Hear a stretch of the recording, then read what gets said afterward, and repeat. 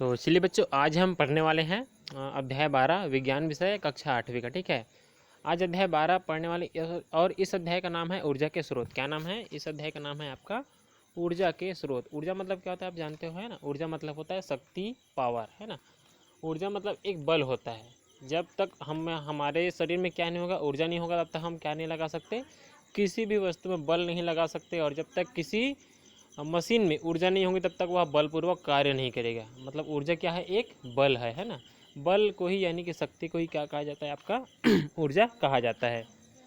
चलिए देखते हैं ऊर्जा के बारे में हम पढ़ते हैं। ऊर्जा के स्रोत, इस अध्याय में हम ये जानेंगे कि ऊर्जा के स्रोत क्या क्या है, मतलब कहाँ कहाँ से आपके लिए ऊर्जा आता है ना, किस किस माध्यम में ऊर्जा होता है, ये सब हम जानने वाले हैं। तो चलिए हम पुस्तक के आगे तरफ बढ़ते हैं। तो देखते हैं ऊर्जा, यहाँ पे दिया है ऊर्जा, तो ऊर्जा के बारे में हम पढ़ते हैं। चलिए पुस्तक पढ़ते हैं। हमें अपने शारीरिक कार्यों जैसे आपका शरीर के अंतर्गत, शरीर से जो हम कार्य करते हैं वही होता है आपका शारीरिक कार्य। तो हमें अपने शारीरिक कार्यों जैसे चलने, दौड़ने, वस्तुओं को उठाने, हटाने आदि के लिए ऊर्जा की आवश्यकता होती है। किसकी आवश्यकता होती है? ऊर्जा की आवश्यकता होती है, यानी कि बल की आवश्यकता होती है। जब तक हमारे शरीर में ऊर्जा नहीं होगा तब तक हम नहीं चल सकते हैं, है ना, दौड़ नहीं सकते, और किसी भी वस्तु को हम उठा नहीं सकते, और उठाकर उसको एक जगह से दूसरे जगह पे रख भी नहीं सकते। क्यों? क्योंकि हमारे शरीर में ऊर्जा नहीं होगा तो हमें क्या नहीं मिलेगा? बल नहीं मिलेगा, यानी कि शक्ति नहीं मिलेगा। तो ये सब किसके कारण होता है? हमारे शरीर में ऊर्जा होती है, उसी के कारण ये सब काम हमसे हो पाता है। यदि हमारे शरीर में ऊर्जा नहीं होता तो हम इन सभी काम को नहीं कर सकते। हमने पिछली कक्षाओं में ऊर्जा के विभिन्न रूपों जैसे रासायनिक, विद्युत, ध्वनि, प्रकाश तथा ऊष्मीय ऊर्जा आदि के बारे में अध्ययन किया है ना। आपने कक्षा 7 में पढ़ा होगा कि ऊर्जा के अलग अलग रूप भी होते हैं, है ना। और कौन कौन से रूप होते हैं? तो बहुत सारे रूप होते हैं, जिसमें से कुछ यहाँ पे दिए गए हैं, जैसे कि आपका रासायनिक ऊर्जा हो गया, विद्युत ऊर्जा हो गया, ध्वनि ऊर्जा हो गया, है ना, प्रकाश ऊर्जा और ऊष्मीय ऊर्जा आदि के बारे में अध्ययन किया है। हम जानते हैं कि एक प्रकार की ऊर्जा का रूपांतरण दूसरे प्रकार की ऊर्जा में हो सकता है। यानी कि रूपांतरण मतलब क्या होता है? यहाँ पे दिया देखिए, रूपांतरण। तो रूपांतरण का क्या अर्थ होता है कि एक प्रकार की ऊर्जा है उसका रूप बदल जाता है ना। एक प्रकार की ऊर्जा का रूपांतरण दूसरे प्रकार की ऊर्जा में होता है, यानी कि एक प्रकार का ऊर्जा है उसका रूप दूसरे प्रकार में बदल जाता है। जैसे कि आपका क्या दिया गया है, मान के चलो आपका रासायनिक ऊर्जा है वह किस में बदल जाएगा? विद्युत ऊर्जा में बदल जाएगा। जल ऊर्जा है ना, जल ऊर्जा किस में बदल जाता है? विद्युत ऊर्जा में बदल जाता है। और गतिज ऊर्जा स्थितिज ऊर्जा में बदल जाता है। तो यह रूपांतरण कहलाता है, यानी कि रूप में परिवर्तन होना। ऊर्जा किस रूप में है और किस रूप में बदल गया, यह क्या कहलाता है? आपका ऊर्जा का रूपांतरण कहलाता है। चलिए आगे बढ़ते हैं अब। ठीक, तो इस तरह से क्या होता है आपका ऊर्जा के बारे में हमने थोड़ा बहुत जाना। मतलब ऊर्जा जो है एक रूप से दूसरे रूप में बदलते रहता है। उसी तरह से आपका जो और क्या हो गया, ऊर्जा के अलग अलग रूप हो गए, है ना। ऊर्जा के रूप में हम जान गए, और ऊर्जा के द्वारा हम क्या क्या काम करते हैं इसको भी जान गए। यानी कि कौन कौन सा काम है आपका? चलना, दौड़ना, वस्तुओं को उठाना, हटाना, ये सब ऊर्जा के द्वारा होता है। अब आगे बढ़ते हैं। हमारे द्वारा उपरोक्त ऊर्जाओं का उपयोग दैनिक जीवन के जिन कार्यों में किया जाता है उनकी सूची बनाइए। तो देखिए, जो ऊर्जा है उसका उपयोग हम कहाँ कहाँ करते हैं, कैसे कैसे करते हैं, उसकी हम सूची बना सकते हैं, नहीं बना सकते हैं? बिल्कुल बना सकते हैं, है ना। जैसे कि आपके पास क्या दिया, सबसे पहले रासायनिक ऊर्जा। तो रासायनिक ऊर्जा का उपयोग हम करते हैं खाना बनाने के लिए। जैसे कि आपका गैस हो गया, घर में हम जो गैस जलाते हैं, है ना, गैस में खाना बनाते हैं, तो गैस से जो ऊर्जा निकलता है वह कैसा ऊर्जा होता है? गैस ऊर्जा होता है, यानी कि रासायनिक ऊर्जा होता है। वहाँ पे रासायनिक तत्व जलता है ना। जो गैस भरा होता है वह रासायनिक पदार्थ है, तो उससे ऊर्जा निकलता है, तभी तो वहाँ पे आग जलता है, खाना बनता है ना। तो यह आपका रासायनिक ऊर्जा खाना बनाने के लिए करते हैं। विद्युत ऊर्जा, यानी कि विद्युत से चलने वाले सभी चीज़ों को जलाने के लिए हम इसका उपयोग करते हैं। ध्वनि ऊर्जा, यानी कि ध्वनि उत्पन्न करने के लिए ध्वनि ऊर्जा, है ना, जैसे कि बॉक्स हो गया, स्पीकर हो गया। तो इस तरह से हम ऊर्जा के अलग अलग रूपों का क्या करते हैं? उपयोग करते हैं हमारे दैनिक जीवन में, यानी कि हर दिन के जीवन में ऊर्जा के हम अलग अलग रूपों का उपयोग करते हैं। हम देखते हैं कि हमारे द्वारा उपयोग की जा रही एक प्रमुख ऊर्जा विद्युत ऊर्जा है ना। हमारे द्वारा उपयोग करने वाली प्रमुख ऊर्जा कौन सी है? विद्युत ऊर्जा है। विद्युत ऊर्जा का उपयोग हम सर्वाधिक करते हैं, है ना। विद्युत ऊर्जा के बगैर आज का जो जीवन है वह संभव नहीं है। विद्युत के माध्यम से हम क्या से क्या नहीं करते हैं ना, बड़ी बड़ी मशीन चलती है बिजली से, मतलब विद्युत ऊर्जा से चलती है। हमारा मोबाइल चलता है, हमारा घर का जो रात में लाइट वगैरह होता है, टीवी हो गया, पंखा हो गया, कूलर हो गया, ये सब भी किससे चलता है, विद्युत ऊर्जा से ही चलता है। तो इस तरह से विद्युत ऊर्जा के सबसे ज़्यादा उपयोग किया जाता है, सबसे ज़्यादा उसी का उपयोग किया जाता है, किसका, विद्युत ऊर्जा का। क्या आपने कभी यह जानने का प्रयास किया है कि विद्युत ऊर्जा कहाँ से प्राप्त होती है ना। अब हम हर दिन क्या करते हैं, विद्युत ऊर्जा का उपयोग करते तो हैं, लेकिन यह जानने का प्रयास किया है कि जो यह विद्युत ऊर्जा है वह कहाँ से प्राप्त होती है ना, कहाँ से आती है, कैसे बनती है, ये हमने कभी भी जानने का प्रयास नहीं किया है। हम सिर्फ क्या करते हैं, हमारे घरों तक वह पहुँचा है, हम उसका उपयोग करते हैं और क्या कर देते हैं, उसका जो भी पैसा बनता है उसको हम वहाँ क्या कर देते हैं, जमा कर देते हैं, और उसी के बदले और फिर से हम बिजली का उपयोग करते रहते हैं। लेकिन हमने कभी यह जानने का प्रयास नहीं किया है कि यह जो बिजली है ना, विद्युत ऊर्जा है, आखिर आती कहाँ से है, कैसे बनती है और कैसे पहुँचती है, इन सब का हमने कभी नहीं पढ़ा है और ना ही सोचा है। तो चलिए आज हम इसके बारे में जानते हैं। यहाँ पे दिया गया है, तो विद्युत ऊर्जा का उत्पादन कर उसे किस प्रकार वितरण केंद्रों से दूर दूर तक पहुँचाया जाता है। यानी कि जहाँ से बिजली यानी कि विद्युत ऊर्जा उत्पन्न करते हैं उसको फिर उस जगह से दूसरे जगह पर कैसे पहुँचाते हैं, इन सब के बारे में भी हम जानने वाले हैं। आइए कुछ क्रियाकलापों द्वारा देखें कि विद्युत ऊर्जा कहाँ कहाँ से प्राप्त की जा सकती है। तो सबसे पहले है तो आपका विद्युत ऊर्जा को कहाँ से प्राप्त कर सकते हैं, इसके लिए दिया गया है जल विद्युत ऊर्जा, यानी कि जल से हम विद्युत ऊर्जा प्राप्त कर सकते हैं। यानी कि जल से भी क्या बना सकते हैं, बिजली बना सकते हैं, विद्युत ऊर्जा बना सकते हैं। तो इसके लिए दिया है क्रियाकलाप एक माचिस की खाली डिबिया लेना है, प्लास्टिक के छोटे 4 चम्मच लेना है, एक खाली रिफिल लेना है। रिफिल मतलब जानते हो पेन में जो लगा होता है वही वाला रिफिल। माचिस की डिबिया के आड़े भाग में चारों फलकों पर खांचे बनाइए, है ना। जो माचिस की डिबिया होगी उसमें क्या करना है, उसके चारों खाने में, जैसे यहाँ भी चित्र में दिखाई दे रहा है, कुछ इस तरह से आपको क्या बनाना है, खांचे बनाना है, और उन्हीं खांचों में क्या करना है, चारों चम्मच को चित्र के अनुसार आपको फंसा देना है, और डिबिया के बीच भाग में एक छोटा सा छेद करके रिफिल को आर पर लगाना है, इसे चित्र यह है ना, और जैसे यहाँ पे दिख रहा है उस तरह से आपको पकड़ना है और रख देना है ना। अब क्या करना, आप उसके साइड पे है ना, पानी की धार चम्मच पर पड़ने पर क्या होता है। अब क्या करना है, जैसे बन गया तो यह है ना, ये आपका चित्र बन गया। अब इसको इस चित्र के माध्यम से जैसे यहाँ पे नल है तो वहाँ पे आपको रखना है, जैसे कि पानी की धार होगा तो इस चम्मच पर पड़ना चाहिए, है ना, ये इस चम्मच पर क्या होना चाहिए, पड़ना चाहिए। अब जैसे इस चम्मच पर पड़ेगा क्या होगा, यहाँ नीचे चला जाएगा, फिर ये आ जाएगा, तो फिर ये आएगा, फिर इस पर पानी की धार पड़ेगा, है ना, फिर इस पर पानी पड़ेगा, फिर ये नीचे चला जाएगा। इस तरह से क्या होगा, जैसे जैसे इस पर पानी पड़ते जाएगा, ये पड़ा तो ये नीचे आ गया, फिर ये ऊपर चला गया, फिर ये, तो इस तरह से ये आ गया, फिर इसको लगेगा, फिर ये आ जाएगा। तो इस तरह से क्या होता जाएगा, चक्र इस तरह से क्या होता जाएगा, चलते जाएगा। जितना ज़्यादा पानी तेज़ी से चलेगा उतनी ही तेज़ी से क्या होते जाएगा, आपका यह जो चम्मच है और माचिस की डिबिया वह भी क्या होने लगेगी, घूमने लगेगी, ऊपर नीचे आते जाएगी, तो उसका जो गति है घूमने का वह भी बढ़ते जाएगा। तो क्या होता है, पानी की धार पड़ने पर क्या होता है, तो देखिए पानी की धार पड़ने पर जो आपका डिबिया है वह घूमने लगती है।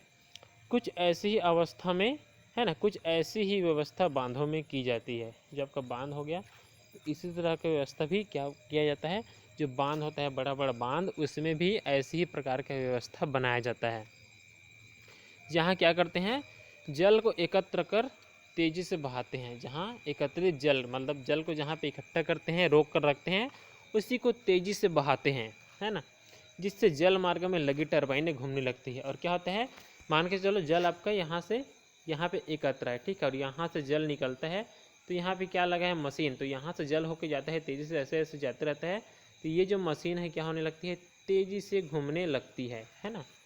और ये जो मशीन जो है तेज़ी से घूमती है, तो देखिए जैसे ये टरबाइनें घूमने लगती है, तो ये टरबाइन किससे जुड़ी होती है, एक शाफ्ट की सहायता से, जनित्र यानी कि जनरेटर से जुड़ी होती है, और जनरेटर से जुड़ी होती है, जिनके द्वारा क्या उत्पन्न करते हैं, विद्युत उत्पन्न करते हैं। मतलब कि जैसे ही पानी की सहायता से ये टरबाइन तेज़ी से घूमता है, तो ये टरबाइन घूमने के कारण यह जो है सीधा जनित्र से जुड़ता है, जनरेटर से, और उस जनरेटर में क्या बनते जाता है, बिजली बनते जाता है। और इसी व्यवस्था को दिखाया गया है चित्र में। देखिए यहाँ पे दिखाया गया है, जैसे कि यहाँ पे ये देखिए यहाँ पे क्या दिया गया है, ये जलाशय यानी कि ये आपका बांध है ना, और ये मार्ग है, यहाँ से जल को तेज़ी से बहा रहे हैं।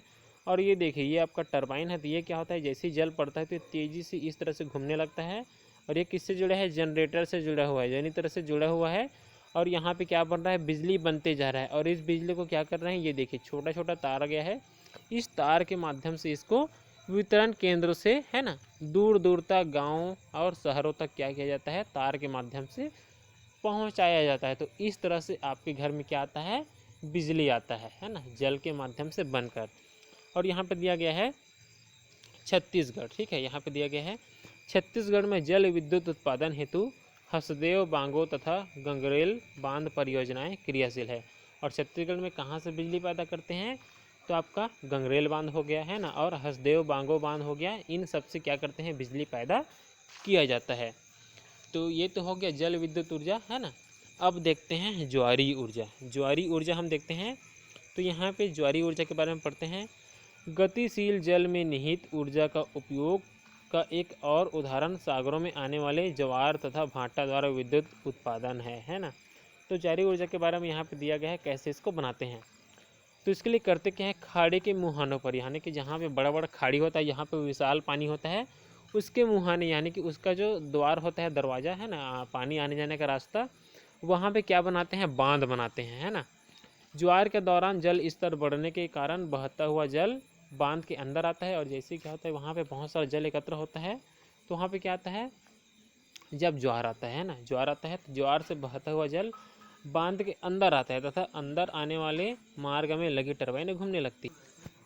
तो जैसे ही देखिए यहाँ पे ना बांध बना है, तो बांध में क्या आता है, बांध के अंदर जैसे ही जल आता है तो उस मार्ग में क्या लगा होता है, बीच में टरबाइन लगा देते हैं। तो जैसे ही जल मार्ग से अंदर होकर बांध में आता है, तो वहाँ पे जो बीच में क्या लगा होता है, टरबाइन, तो तेज़ी से घूमने लगते हैं। और ये टरबाइन भी क्या होता है, किससे जुड़ा होता है, बिल्कुल जनरेटर से जुड़ा होता है। और उस जनरेटर में क्या बनता है, विद्युत बनता है। तो इस तरह से यहाँ से भी क्या करते हैं, ज्वार आता है तो ज्वार से क्या उत्पन्न करते हैं, बिजली पैदा करते हैं, विद्युत पैदा करते हैं, ऊर्जा उत्पन्न करते हैं। तो इसी कारण इसको भी क्या कहते हैं, ज्वारी ऊर्जा कहते हैं। देखिए यहाँ पे चित्र में दिखाया भी गया है।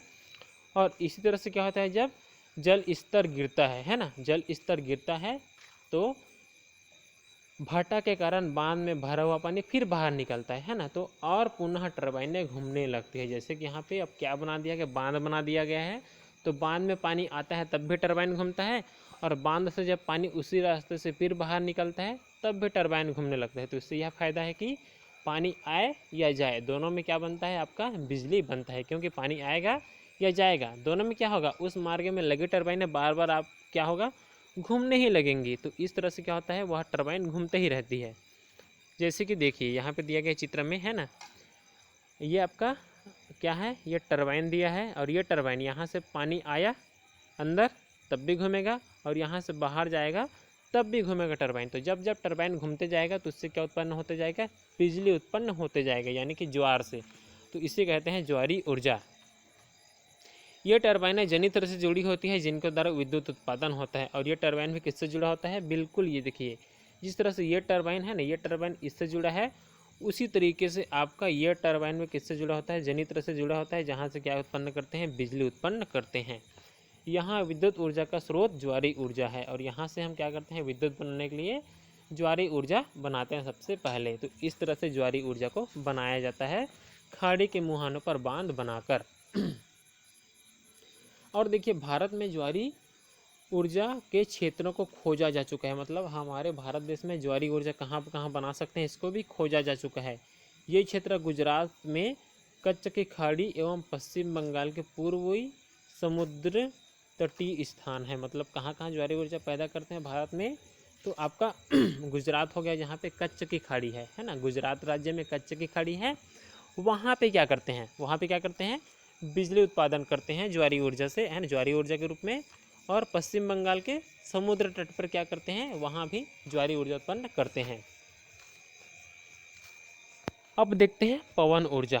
अब पवन ऊर्जा तो आप जानते हो, यानी कि हवा वाला ऊर्जा है ना, सौर ऊर्जा, हवा चलने से जो ऊर्जा बनता है उसी को क्या कहते हैं हम, पवन ऊर्जा। पवन का मतलब क्या होता है, हवा, वायु। तो यह वायु ऊर्जा, पवन ऊर्जा और हवा ऊर्जा एक ही है, ठीक है। तो चलिए हम चलते हैं पवन ऊर्जा के बारे में हम पढ़ते हैं, किसके बारे में, पवन ऊर्जा के बारे में, ठीक है। पढ़ते हैं। आपने तेज बहती हवा में कागजों पत्तों को उड़ते देखा होगा। आपने तेज बहती हवा में है, यानी कि जब तेज हवा क्या चलता है, हवा बहता है या चलता है, हवा जोर से चलता है, तब उस पर क्या होता है, कागज और पत्ते उड़ते हैं। क्या तेज बहती हवा से ऊर्जा प्राप्त की जा सकती है? और ये तेज हवा जो बह रहा है उससे हम ऊर्जा बना सकते नहीं बना सकते हैं? तो इसको हम जानते हैं एक क्रियाकलाप के द्वारा। क्रियाकलाप 2 को हम देखते हैं, वहाँ पे क्या क्या दिया है। कागज़ दिया है, पिन दिया है, स्ट्रॉ दिया है और लकड़ी दिया है ना। स्ट्रॉ या लकड़ी ले सकते हैं, कागज़ और पिन लेना है। एक वर्गाकार कागज़ को कोनों के विकर्ण से मोड़ना, मतलब कोने कोने से एक वर्गाकार कागज़ को मोड़ लेना है। अब वर्गाकार कागज़ क्या जानते हो किसे कहते हैं?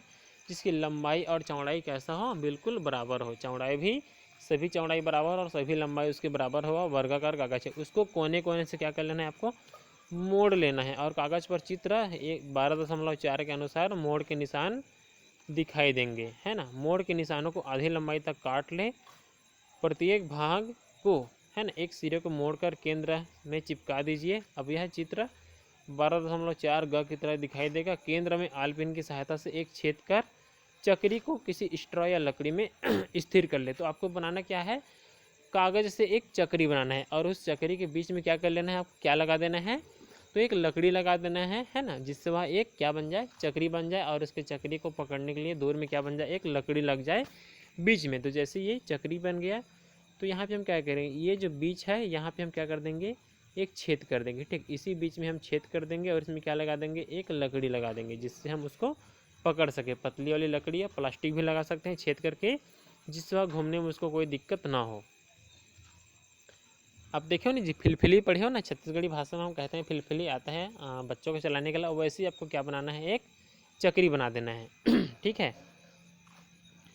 अब चक्री को लेकर तेज दौड़ना है। अब क्या करना है आपको, चक्री को लेकर तेज दौड़ना है या चक्री को खिड़की से आती हवा में रख देना है। जैसे जहाँ से हवा आती है वहाँ पे आपको रख देना है। आपने क्या देखा, जैसे ही हवा आएगा क्या होगा, चक्री घूमेगा, हाँ बिल्कुल घूमेगा। जैसे हम क्या करेंगे, उस चक्री को कहाँ पर रख देंगे, किसी खिड़की के पास रख देंगे, तो आपके चक्री क्या होने लगेगा, घूमने लगेगा। ठीक है, कुछ इस तरह से आपके सामने ये ज़ोर ज़ोर से घूमने लगेगा, है। जैसे जैसे हवा आती जाएगी तो वैसे वैसे घूमते जाएगा।